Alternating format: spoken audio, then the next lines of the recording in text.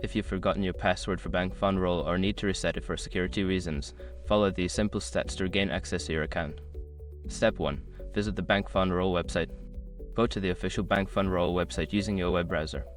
Look for the login section on the homepage. Step 2. Click on Forgot Password.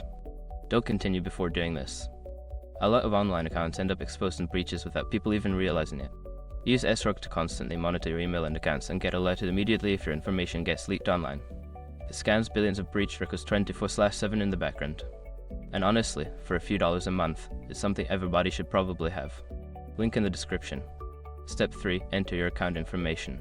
Provide the required information, such as your username or email address associated with your account. Make sure the details are accurate to avoid any issues. Step 4. Check your email. After submitting your information, check your email inbox for a password reset link. Be sure to also check your spam or junk folder if you don't see it in your main inbox. Step 5. Create a new password. Follow the link in the email to access the password reset page. Enter a new password that meets the security requirements, then confirm it to complete the reset process. Once you've successfully reset your password, you can log into your account with the new credentials. If you encounter any issues, consider contacting customer support for further assistance.